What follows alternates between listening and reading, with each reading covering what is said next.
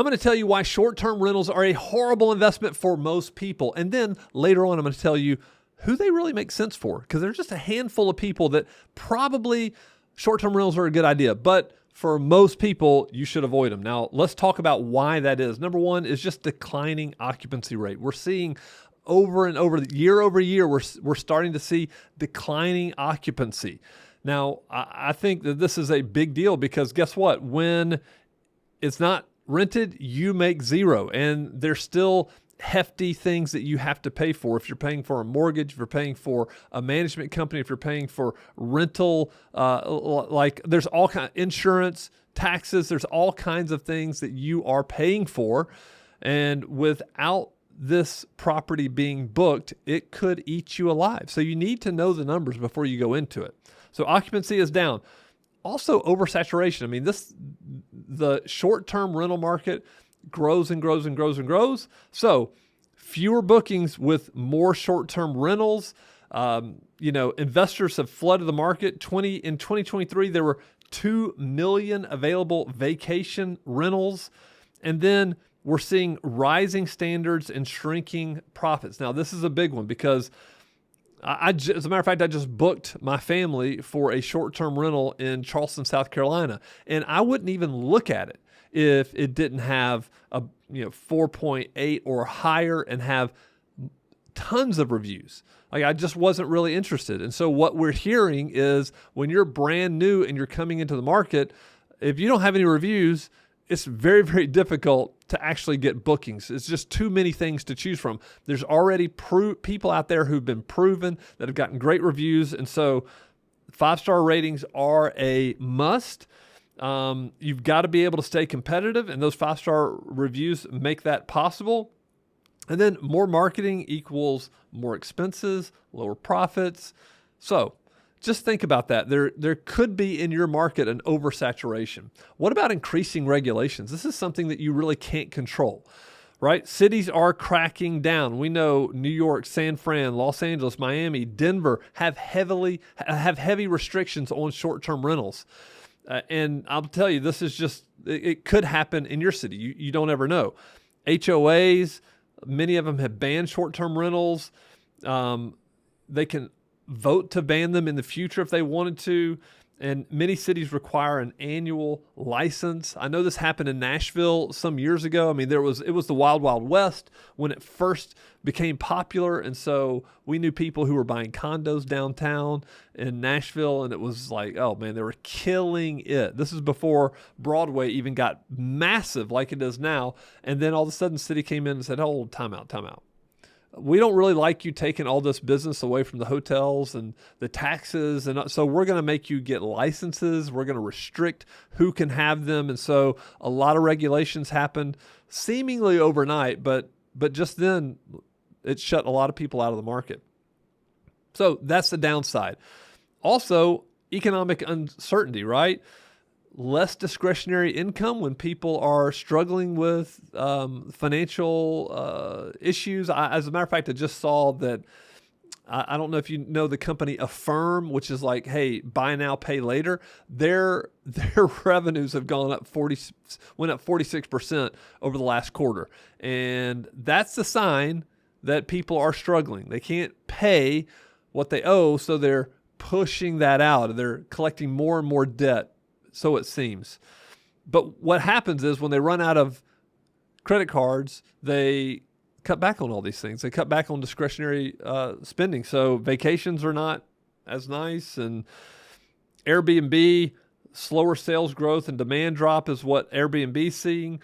Travelers are choosing hotels again, especially if the rates are cheaper, no cleaning fees. I mean, that is the thing that even my wife struggles with. It's just, I can't believe we're paying this for a cleaning fee. We stayed for 2 nights or whatever. But that's just part of renting short-term rental. Rising operating costs, cleaning fees, restocking, repairs. I mean, there's all cleaning. A 1-bedroom short-term rental costs 25% more than in 2021. That's insane. So just everything's gone up. And the really good managers that do short-term rentals, they're in high demand and they can charge a pretty penny for those types of services. So short-term rental property managers charge 24 or 40% of revenue. And then a lot of times there's hidden costs like furniture replacement, higher utility bills, higher insurance premiums. So these are things that most people don't think about. So before you go in blindly, you need to be thinking about all of these things, which, man, it makes it tough to really say for certain that short-term rental is the way to go. Next, unpredictable cash flow. It's not like long-term rental. Now, obviously the flip side of this is long-term rental is going to be a lot less cash flow, but it's typically more stable, right? So if you buy in if you buy in a B or a C class area, which is working class, upper middle class areas, you're more than likely going to get consistent rental income, and that's something that's easy to deal with. Vacancies and off seasons. Again, I've got a friend who has a short-term rental in Myrtle Beach, which is in South Carolina. And, man, it's fully booked during the summer months, but then in the winter, like, who wants to go there? Not many people. So this is the rental truth about short-term rentals. This is the truth. This is a hospitality business. So I reached out to two buddies who have short-term rentals, and we're just talking to them about the pros and the cons, what they like, what they didn't like. Obviously, my buddy in Myrtle Beach said he loves the income. They were rented, 68% of the year, which was great for them. They had that additional income, loved that. But then the downside, even for him, even though he's doing he doesn't live in Myrtle Beach, the downside was just the hospitality business. Like, everything has to be perfect or somebody's going to complain. And as soon as people complain, they start giving you 1-star, 2-star, 3-star, even 4-star, guess what? Your rating drops, your bookings drop. And so if you're not prepared to be in the hospitality business, or if you hire a property manager who is not equipped to do this very well, then you could end up owning a property that's not rented very much. Like, what would the numbers look like? So if you're running numbers, what would they look like if you were rented for 60% of the year, 50%, 40%? Because that could happen. Right? And then constantly dealing with guest complaints, bookings, cleaning, unexpected issues. There's all kinds of things that you have to think about. So they're bad investments. If these things are true, it's not worth the juice is not worth the squeeze. Most people struggle with managing long-term rentals. Short-term rentals, 10 times the effort. Now, the payoff can be a lot better. To me, the uncertainty about regulations are a bit, challenging to get real excited about it. And then really your exit strategy, is, it's not as easy as selling a property retail. And when you have that many people coming in and out of the property, there's more wear and tear on it unless it stays vacant for a long time, which that's a whole nother issue. So I mentioned who this might be good for. So let's think about that. So my two friends, one of them said totally worth it, and the other one said didn't really enjoy it at all, not a good experience for me. And so this was the difference between the two. The difference was one of my friends who said no way, not doing that again.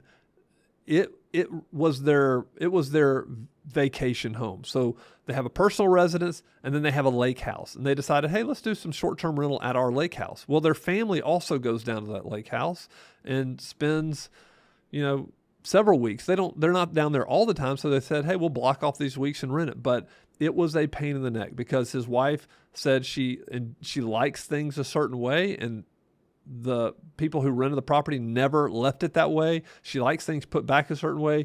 She was constantly down there taking care of it. And yeah, they made some money, but he was like, it just really wasn't worth it. It was a big pain in the butt. And we got some really bad renters. And so he said, and we even had to file with whoever they did their short-term rental through. They even had to file for damages.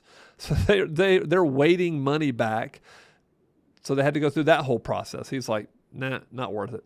$15,000, don't even care, not even worth it.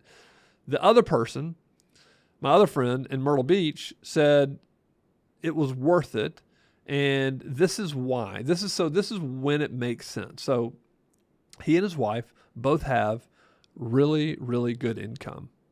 So they were able to pay for this condo. They were able to furnish it the right way. Like, they put nice furniture in there. They have nice appliances. They have nice fixtures. It's beautiful. Like, it's modern. They even shut it down for several months last year to even upgrade it even more. And so I went and looked. They had over 100 reviews, and their rating was 5.0 on VRBO. And I was like, well, he said, yes. So he said it's work, but it was really worth it. They made over $100,000 income. Now, I didn't ask him, what was the net profit to you for the year. But having said that, this is who I think it's good for. I think these types of short-term rentals are good for people who can afford it. And that may sound silly, but if you have an inkling like, hey, I couldn't stand to go 50% on vacancy, then you don't need to be buying it. Because I believe this is something you have to figure out, and it takes a little bit longer to figure out the hospitality game and to build up your credibility on different platforms. Now, there are some people out there. I love following certain people who've like stepped it up. They look at it as like an experience, and so they offer short-term rentals as experiences.